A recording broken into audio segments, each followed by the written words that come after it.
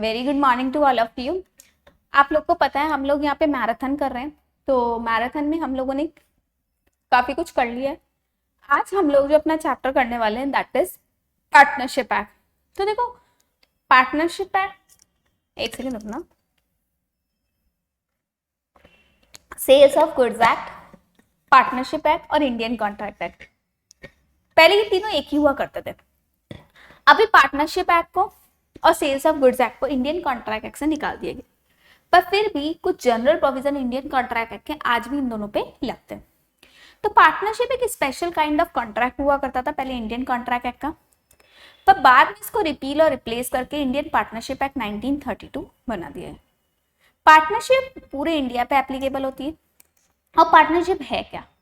Partnership एक relation है between person who are agree to share the profit carried by all or any of them acting for all. या तो सब मिलके कर रहे हैं, ये सबके बिहाफ पे कोई कर रहे हैं। On the basis of above definition, we derive the following elements of partnership.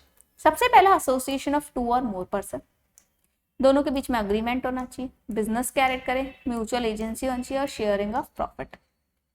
Element, सबसे पहला एसोसिएशन ऑफ टू और मोर पर्सन, दो या दो से ज्यादा बंदे मिल के बिजनेस करते हैं, दैट इज पार्टनरशिप। आप अपने साथ तो पार्टनरशिप नहीं कर सकते ना, लेकिन याद रखना ये दो या दो से ज्यादा पर्सन कौन हो सकते हैं? हमेशा मेजर ही होंगे, माइनर नहीं होंगे, क्योंकि minor are incapable of entering into contract. तो देयर मस्ट बी टू और more person who are competent to contract.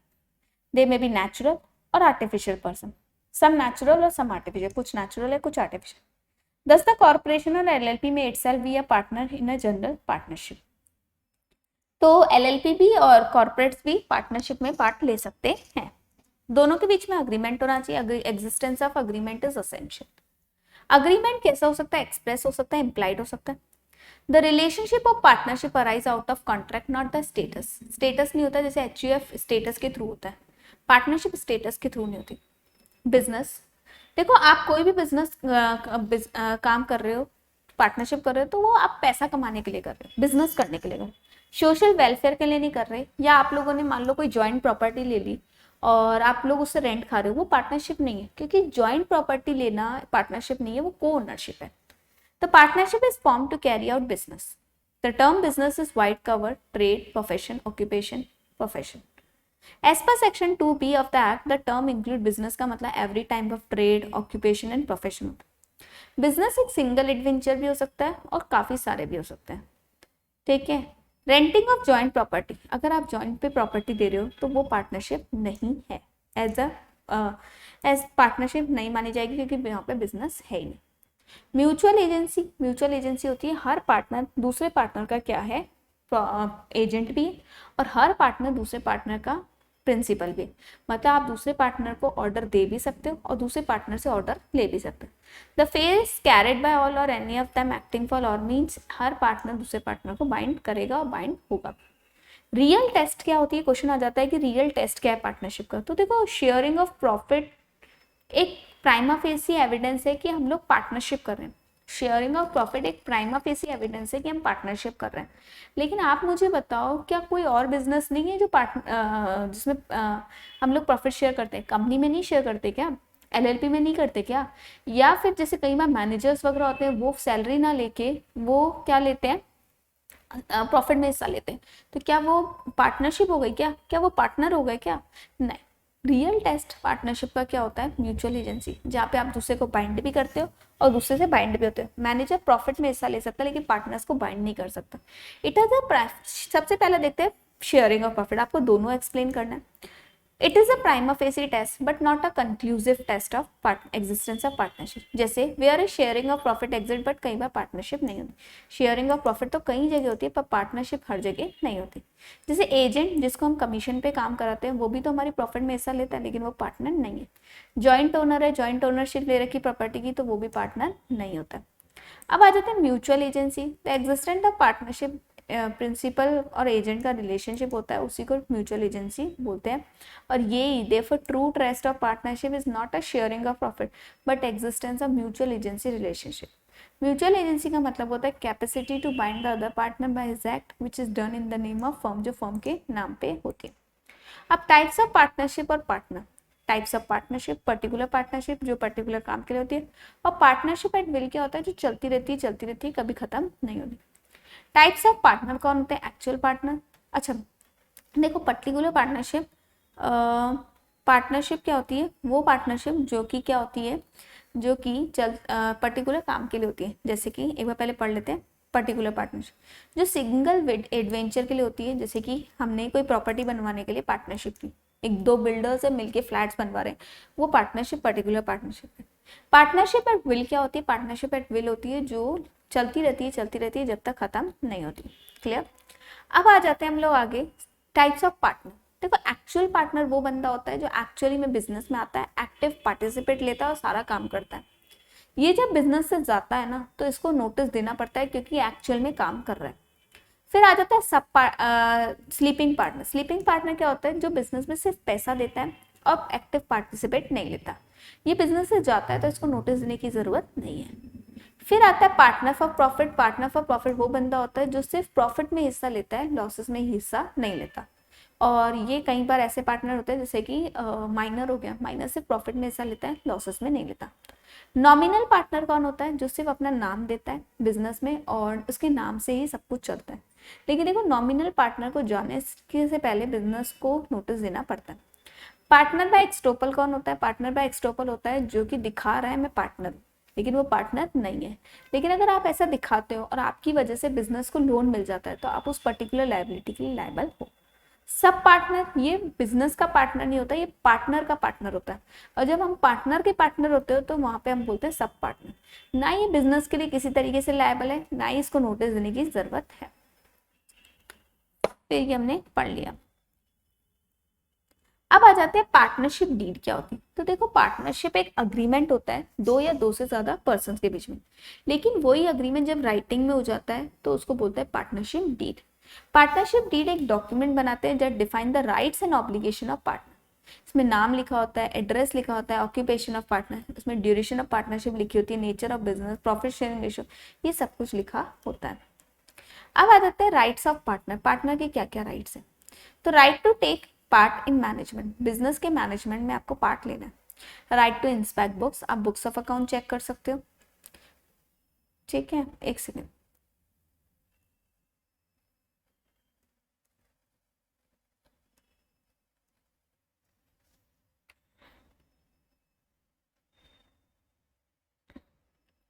हाँ दो पढ़े हमने।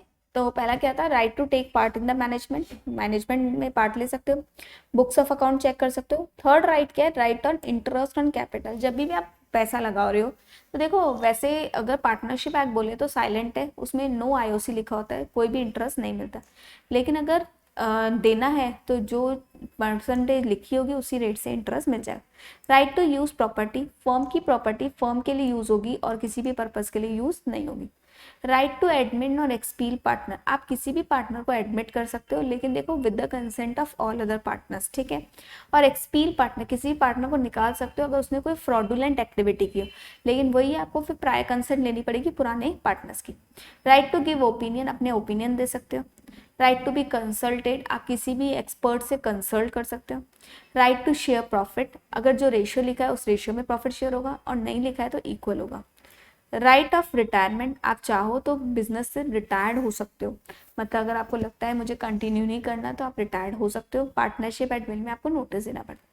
Right to do competing business, आप कॉम्पिटिंग बिजनेस उनके साथ कर सकते हो जैसे आप अपने ही बस ये याद रखना जब आप कॉम्पिटिंग बिजनेस कर रहे हो तो आप अपने आप को फर्म का पार्टनर नहीं बताओगे, फर्म के कस्टमर को जबरदस्ती खींचोगे नहीं और फर्म को किसी तरीके से परेशान नहीं करोगे।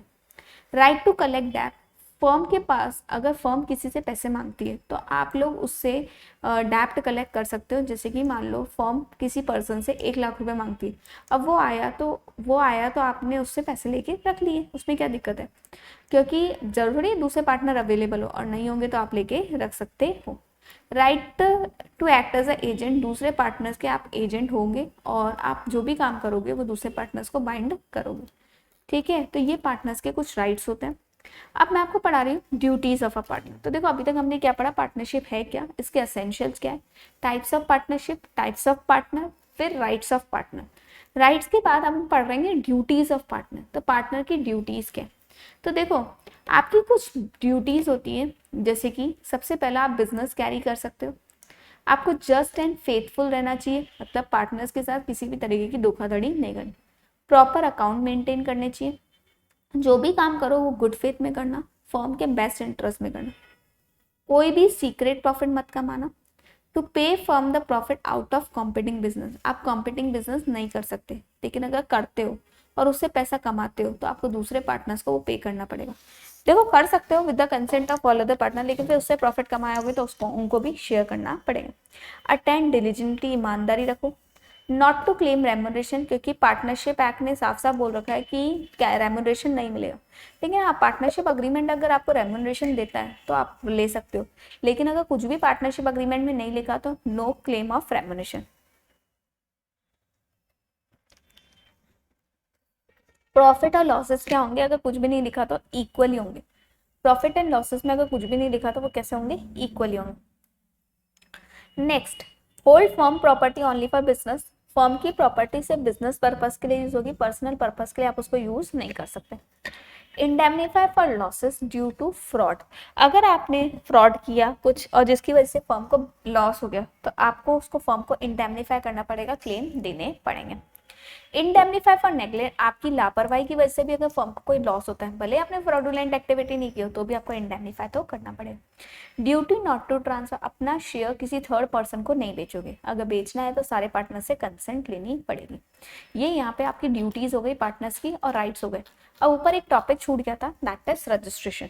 तो मुझे बताओ क्या पार्टनरशिप का रजिस्ट्रेशन कराना कंपलसरी है क्या? आप लोग 12th से पढ़ के आ रहे हो, क्या पार्टनरशिप का रजिस्ट्रेशन कंपलसरी होता है क्या? नहीं, पार्टनरशिप का रजिस्ट्रेशन क्या होता है, ऑप्शनल होता है। आपको रजिस्टर कराना है तो कराओ, नहीं कराना है तो मत कराओ। लेकिन देखो अगर आप लोग रजिस्टर्ड नहीं कराते तो वहां पे आपको कुछ राइट्स नहीं मिलते। अच्छा एक बात और, अगर आप लोग रजिस्ट्रेशन नहीं कराते, मतलब रजिस्ट्रेशन मान लो at the time of starting of business, beginning of a business नहीं कराते, बाद में कराते हो तो बाद में भी करा सकते हो, क्योंकि रजिस्ट्रेशन वैसे भी कंपलसरी नहीं, तो आप कभी भी करा सकते हो, रजिस्ट्रेशन ऑप्शनल है। ठीक है, अब इफेक्ट क्या होंगे अगर आप रजिस्ट्रेशन नहीं करा सकते, तो no suit by partner against the firm और एनी अदर पार्टनर, आप किसी दूसरे पार्टनर्स के खिलाफ केस नहीं लगा सकते, सूट फाइल नहीं कर सकते। ठीक है, ना ही पार्टनर्स के खिलाफ लगा सकते, किसी थर्ड पार्टी को भी स्यू नहीं कर सकते। ठीक है, फिर अगर थर्ड पार्टी ने आपको स्यू कर दिया और आप केस जीत गए, फिर भी आप जीत गए, तो आपका क्लेम 100 रुपए से ज्यादा का नहीं बनेगा। अब क्या क्या राइट्स नहीं अफेक्ट करते रजिस्ट्रेशन नहीं होने का, rights not affected by non registration, अगर रजिस्ट्रेशन नहीं भी है तो कौन कौन से ऐसे राइट्स है जो खराब नहीं होते? थर्ड पार्टी आपको स्यू कर सकती है, right to enforce, right to enforce a right arising otherwise contract, जैसे कि पार्टनरशिप से हटके अगर आपको कोई और राइट्स को एनफोर्स करवाना है तो आप करवा सकते हो, जैसे कि पेटेंट का राइट, अगर आपका कोई ट्रेडमार्क या पेटेंट चुराता है तो पेटेंट एक्ट के हिसाब से आप उसको क्या करा सकते हो, केस लगा सकते हो। Right of partner to sue for dissolution, firm को बंद करवाने के लिए तो आप लगा सकते हो, ये ऐसा नहीं है कि रजिस्टर नहीं हो तो आप लोग फर्म बंद करने के लिए आप केस नहीं लगा सकते, लगा सकते। ऐसी जगह पे जहाँ पे पार्टनरशिप एक्ट चल ही नहीं रहा वहां पे आप लोग केस लगा सकते हो। और अदर केसेस में अगर आप लोग केस लगाते हो तो आपको 100 रुपीज से ज्यादा का क्लेम नहीं मिलेगा। तो वापस सुन लो, अगर आप लोग रजिस्टर्ड नहीं होते हो तो आप लोग थर्ड पार्टी को स्यू नहीं कर सकते, आपस में एक दूसरे को स्यू नहीं कर सकते, और अगर थर्ड पार्टी आपको स्यू करती है और आप जीत जाते हो तो क्लेम आपका मैक्स टू मैक्स कितने का बनेगा, 100 का ही बनेगा। फिर हमने क्या पढ़ा था कि अगर आप लोग रजिस्टर्ड नहीं हो तो फिर कौन कौन से राइट्स आपको अवेलेबल है, तो पहला राइट्स कौन सा अवेलेबल है आपको, पहला राइट्स आपको अवेलेबल है कि आप लोग ऐसे जगह केसेस लगा सकते हो जहाँ पे पार्टनरशिप एक्ट चलता ही नहीं है। दूसरा, आप लोग फर्म डिसॉल्व करने के लिए केस लगा सकते हो। थर्ड, पार्टनर थर्ड पार्टी आपको स्यू कर सकती है। फोर्थ, अगर आप क्लेम लगाते हो तो 100 रुपए से ज्यादा का नहीं मिलेगा अगर दूसरे केसेस है। अच्छा हाँ, एक और, अगर ट्रेडमार्क वगैरह का है केस तो आप लगा सकते हो। फिर हमने पढ़ा था नेक्स्ट टॉपिक, माइनर क्या पार्टनर बन सकता है क्या, क्या माइनर पार्टनर बन सकता है? जनरली देखो minor are incompetent to enter into contract, तो माइनर पार्टनर नहीं बन सकता क्योंकि वो कॉन्ट्रैक्ट कर ही नहीं सकता, तो अग्रीमेंट कैसे साइन करे, तो माइनर कभी पार्टनर बन ही नहीं सकता। लेकिन with the consent of all other partner, with the consent of all other partner minor partner बन सकता है only for profit, with the consent of all other partner minor partner बन सकता है ओनली फॉर प्रॉफिट। राइट्स क्या है minor के, वो प्रॉफिट में हिस्सा लेगा, बुक्स ऑफ अकाउंट को चेक कर सकता है, और राइट टू फाइल सूट, अगर उसको कुछ गड़बड़ लगती है तो वो केस भी फाइल कर सकता है पार्टनर्स के खिलाफ। लाइबिलिटी ऑफ माइनर, लाइबिलिटी दो तरह की होती है, before attaining majority and after attaining majority. तो देखो before attaining majority liable part जो माइनर है वो कभी भी पर्सनली लाइबल नहीं होता, उसकी प्रॉपर्टी लाइबल होती है, उसका शेयर लाइबल होता है जो उसने फर्म में दे रखा है, बाकी उसकी वो पर्सनल लाइबिलिटी क्रिएट नहीं होती है क्योंकि वो कॉन्ट्रैक्ट कर ही नहीं सकता। Liability of minor before attaining majority, after attaining majority हो गई, तो आफ्टर अटेनिंग मेजॉरिटी में माइनर कैसे लाइबल होगा, तो देखो माइनर का जब हैप्पी बर्थडे आता है 18th, तो 18th बर्थडे पे उसको डिसाइड करना होता है कि whether he will continue as a partner or he will leave the firm, ठीक है। तो अगर वो कंटिन्यू करता है तो वो बिल्कुल लाइबल हो जाएगा 18th बर्थडे से लेके, बिल्कुल ऐसे जैसे मेजर पार्टनर लाइबल होते हैं। लेकिन अगर मान लो वो इलेक्ट करता है कि नहीं मैं कंटिन्यू नहीं करना चाहता, मैं तो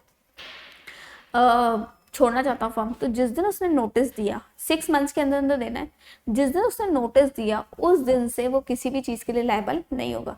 और उससे पहले भी लायबल नहीं था, क्यों, क्योंकि उसके पहले क्या था, वो माइनर ही माना जाता। जैसे मान लो उसका बर्थडे आता है फैब में, तो फैब छोड़ो, फैब मार्च अप्रैल मई जून जुलाई, जुलाई तक उसको बताना है कि वो कंटिन्यू करना चाहता है या फिर वो क्या करना चाहता है, फॉर्म में छोड़ना चाहता है। अगर वो 6 महीने में बता देता है कि मैं कंटिन्यू नहीं करना चाहता, तो इस पीरियड का प्रॉफिट तो उसको मिल जाएगा। इस पीरियड का प्रॉफिट उसको क्या करेंगे, उस पीरियड का प्रॉफिट उसको मिलेगा नहीं और वो फॉर्म छोड़ देगा। लेकिन मान लो 6 महीने में उसने कुछ नहीं बोला, ठीक है, ना हाँ ना, तो उसको यस मान के उसको मेजर पार्टनर बना दिया जाएगा और फिर उसकी राइट्स और लायबिलिटी बिल्कुल वैसी होगी जो एक मेजर पार्टनर की होती है।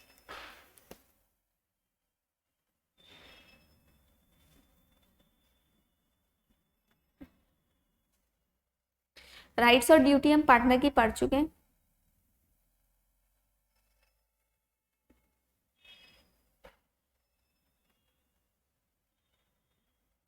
Relation of partner with third party, देखो थर्ड पार्टी के साथ कोई भी पार्टनर अगर कोई भी एग्रीमेंट या कॉन्ट्रैक्ट करता है तो वहां पे दूसरे पार्टनर उसके लिए लायबल भी हैं। क्यों, क्योंकि एवरी पार्टनर इज एजेंट और प्रिंसिपल ऑफ अदर पार्टनर। तो एवरी पार्टनर एक एजेंट होता है फर्म का और अदर पार्टनर का for the purpose of business. In the case of partnership हर पार्टनर प्रिंसिपल भी होता है और एजेंट होता है दूसरे पार्टनर का। Authority and liability of partner, authority of partner, authority का मतलब होता है कि पार्टनर के पास कितने क्या पावर है कि वो बाइंड कर सकता है दूसरे फर्म को। तो देखो ये एक्सप्रेस भी हो सकती है, इम्प्लाइड भी हो सकती है, कितनी पावर है कि वो फर्म को बाइंड कर सकता है और दूसरे पार्टनर को बाइंड कर सकता है। एक्सप्रेस अथॉरिटी वो अथॉरिटी होती है जो बोल के या लिख के की जाती है। तो express authority is given by word spoken or written. The firm is bound by the express authority, मतलब आप एक्सप्रेस अथॉरिटी से बाउंड होते हैं। इम्प्लाइड अथॉरिटी वो अथॉरिटी होती है जो आपको ना बोल के होती है ना लिख के होती है। आपको ये कौन देता है, आपको एक्ट देता है। इम्प्लाइड अथॉरिटी हमेशा partner normal course of business में करेगा, यूजुअल वे में करेगा और फर्म के नाम पे करेगा। तो नॉर्मल कोर्स ऑफ बिजनेस में करेगा, फर्म यूजुअल वे में करेगा और फर्म के नाम पे करेगा। इम्प्लाइड अथॉरिटी इसकी क्या है, जैसे कि वो अगर कुछ नहीं भी लिखा है तो भी फर्म के गुड्स को तो सोल्ड आउट कर सकता है ना, तो selling firm goods. Purchasing goods from the firm, firm के लिए गुड्स परचेज भी कर सकता है। अगर फर्म किसी से पैसे मांगती है तो पैसे एक्सेप्ट कर सकता है, जरूरी नहीं है उसको दूसरे पार्टनर की कंसेंट हो। इंगेज और डिस्चार्ज एम्प्लॉय, एम्प्लॉय को रख भी सकता है और निकाल भी सकता है। फर्म के बिहाफ पे लोन ले सकता है, नेगोशिएबल इंस्ट्रूमेंट एक्सेप्ट कर सकता है और फर्म के बिहाफ पे एक लॉयर रख सकता है जो उसके सॉलिसिट करे। ये इम्प्लाइड अथॉरिटी जो एक्ट देती है।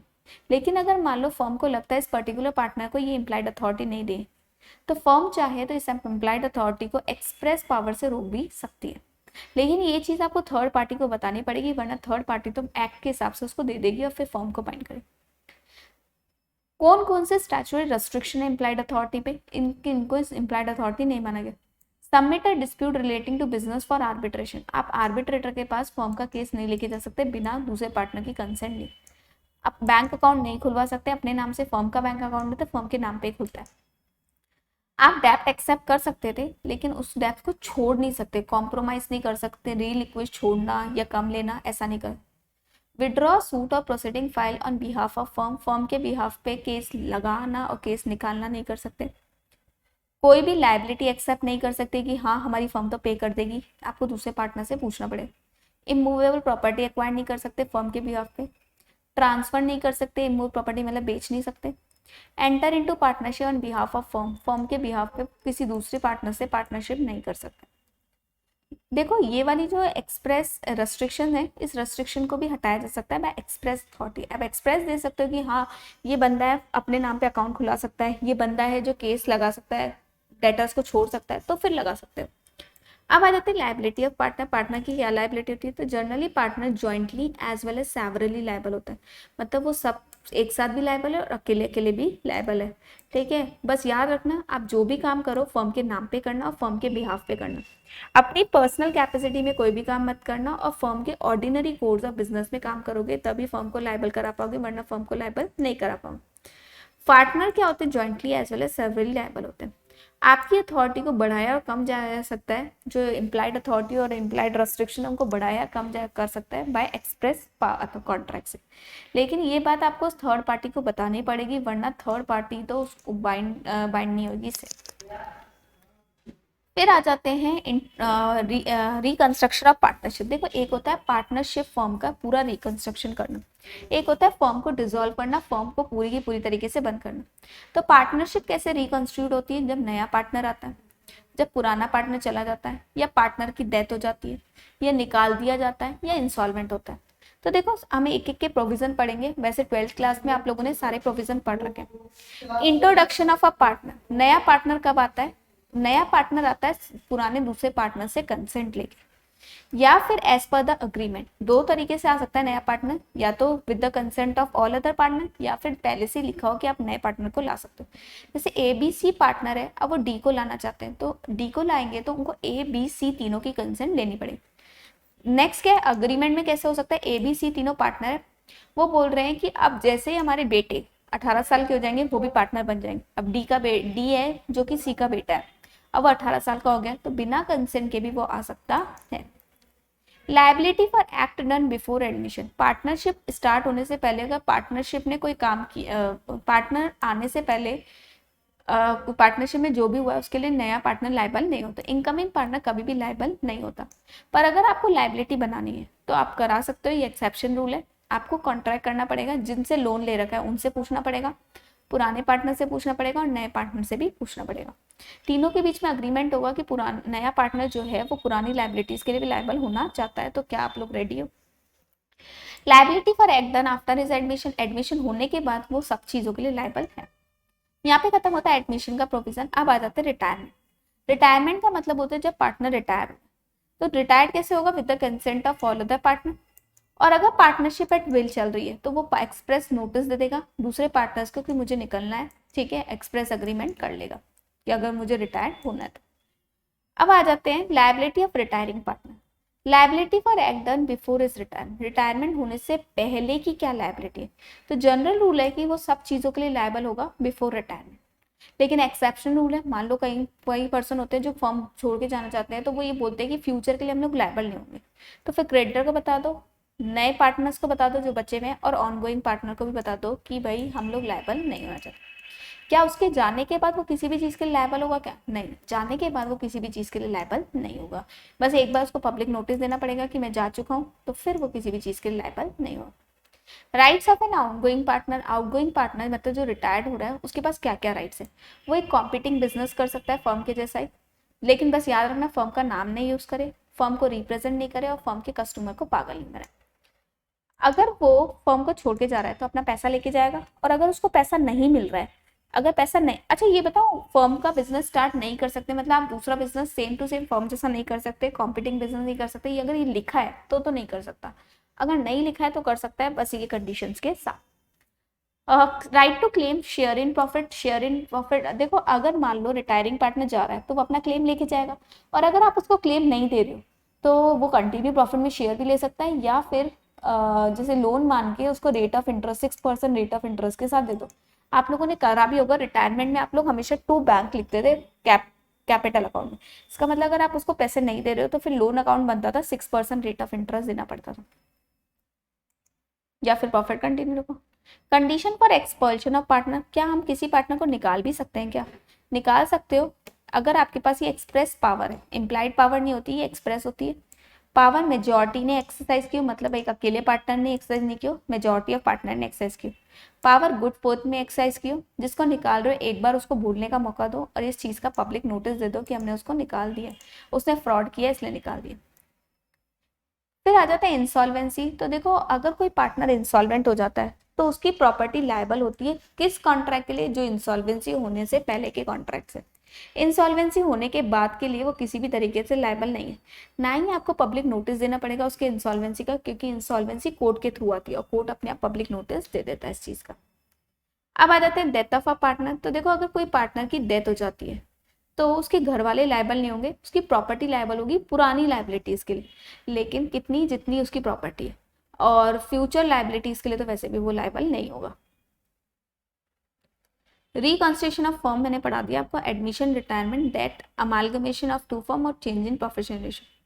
अब आ जाते हैं पार्टनरशिप कब कब डिसॉल्व होती है। तो डिसॉल्यूशन बाय एग्रीमेंट, सारे के सारे पार्टनर्स कंसेंट दे रहे हैं कि हमें डिसॉल्व करना है तो डिसॉल्व कर सकते हैं, या फिर as per the terms of partnership agreement, partnership agreement के terms and condition. Dissolution by notice, अगर कोई पार्टनर बिजनेस बंद कराना चाहता है तो डिसॉल्व कर सकते हैं। फर्म में dissolve at any partner give notice in writing to other partner, दूसरे पार्टनर्स को इस चीज़ की नोटिस देना। डिसॉल्यूशन बाय कोर्ट, कोर्ट कैसे डिसॉल्व करा सकती है, पार्टनर अनसॉल्वेंट का हो जाए, पार्टनर की इनकेपेबल हो जाए परफॉर्मेंस करने के लिए, या जैसे बिजनेस लॉसेस में चल रहा है पार्टनर इनसेन हो जाए तो वहाँ पे डिसॉल्यूशन हो सकता है। Liability of partner to partner, अगर कोई भी पार्टनर रॉन्गफुल एक्ट करता है, the following are the liability of a partner to third party. Liability for act of a firm, business के लॉसेस के लिए लायबल हो, रॉन्गफुल एक्ट करते हो तो उसके लिए लायबल हो, मिस यूटिलाइजेशन, बिजनेस के फंड को गलत यूटिलाइज करते हो तो उसके लिए भी आप लायबल हो। Partnership is dissolve in the following cases, मैंने बताया था। पार्टनरशिप कब खत्म होती है, तो देखो पार्टनरशिप खत्म होती है, पार्टनरशिप का रिलेशन खत्म होता है, ठीक है, कब खत्म होती है, जब नया पार्टनर आता है, पुराना पार्टनर चल जाता है, या प्रोफेशनलाइजेशन चेंज होता है, ठीक है, पार्टनर इंसॉल्वेंट हो जाए, एक्सपायरी ऑफ द टर्म हो जाए, या फिर एक्सपल्शन, किसी पार्टनर को निकाल दिया जाए। लेकिन डिसॉल्यूशन फॉर्म कब डिसॉल्व होती है, जब सारे के सारे पार्टनर ना कहते हैं इंसॉल्वेंट हो जाए, सारे के सारे पार्टनर इनसेन हो जाए, बिजनेस अनलॉफुल हो जाए, बिजनेस को चलाने से बेटर है उसको बंद करना तो फिर सही है, सारे के सारे पार्टनर या फिर सारे एक को छोड़ के सारे की डेथ हो जाए तो बिजनेस बंद हो जाए। फर्म डिसॉल्व होगी कंपलसरी अगर बिजनेस को ये सारी इवेंट होगी, जैसे कि फर्म एक्सपायर्ड हो गई, 5 साल के लिए बनानी थी, 5 साल खत्म हो गए, कंप्लीशन ऑफ बिजनेस वेंचर, ये हम पढ़ चुके हैं। डिसॉल्यूशन ऑफ फर्म, देखो म्यूचुअल अग्रीमेंट पार्टनर आपस में भी कर सकते हैं। कंपलसरी डिसॉल्यूशन मैंने बता दिया, सारे पार्टनर इंसॉल्वेंट हो जाए, सारे छोड़ के एक छोड़ के सारे इंसॉल्वेंट हो जाए, बिजनेस अनलॉफुल हो जाए, हैपनिंग ऑफ एन इवेंट और नोटिस देख लिया। फिर dissolution with the order of court क्या होता है, इंसेनिटी, पागल हो जाए, परमानेंट इनकेपेबल हो जाए, मिसकंडक्ट करने लग जाए, transfer of interest, interest transfer हो जाए, परपेक्चुअल लॉसेस चले, परसिस्टेंट ब्रीच ऑफ अग्रीमेंट, लगातार अग्रीमेंट तोड़ा जाए, just and equitable ground. Dissolution without the order of court, mutual agreement हो गया, कंपलसरी डिसॉल्यूशन हम लोग पढ़ लिए।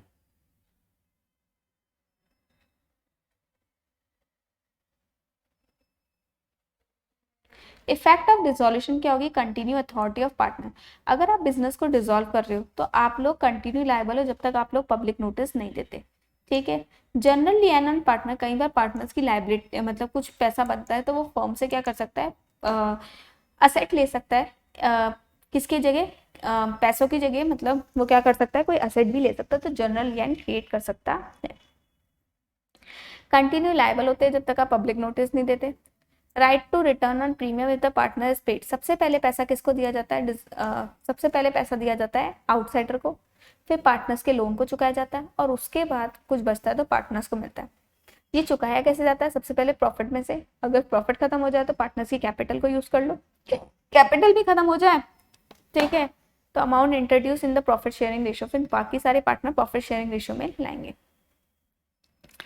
ये मैं आपको पढ़ा चुकी। अच्छा एक रूल है गार्डने वर्सेस मुरार रूल, याद ध्यान से सुनना, अगर कोई पार्टनर इंसॉल्वेंट हो जाता है तो मान लो ए बी सी पार्टनर है और उनको loss equal share of profit है, अब उनको लॉस हो गया 1 करोड़ का, तो सब लोग 33 लाख अपने अपने घर से लेके आएंगे। अब अगर मान लो सी ने अपने को इंसॉल्वेंट प्रूव कर दिया तो सी की लायबिलिटी भी कौन चुकाएगा, सी लायबिलिटी भी चुकाएंगे ए और बी मिलके, लेकिन किस रेशियो में? ए और बी चुकाएंगे किस रेशियो में? जो उनका कैपिटल रेशियो होगा, प्रॉफिट शेयरिंग रेशियो नहीं, क्योंकि हम ये मानते हैं कि अगर कोई पार्टनर इंसॉल्वेंट हो जाता है तो उसकी लायबिलिटी रिमेनिंग पार्टनर चुकाते हैं, लेकिन उस रेशियो में जितने ज़्यादा जो अमीर होगा वो उतना ज़्यादा चुकाएगा। मतलब कौन सा रेशियो होना चाहिए? कैपिटल रेशियो होना चाहिए, ना कि प्रॉफिट शेयरिंग रेशियो होना चाहिए। और ये चीज़ लिखिए गार्डने वर्सेस मुरायर रूल में, ये कहाँ लिखी? गार्डने वर्सेस मुरायर रूल में। तो आई थिंक यहाँ तक आप लोग को समझ में आ गया होगा। यहीं पे हमारी पार्टनरशिप कंप्लीट होती है। Thank you.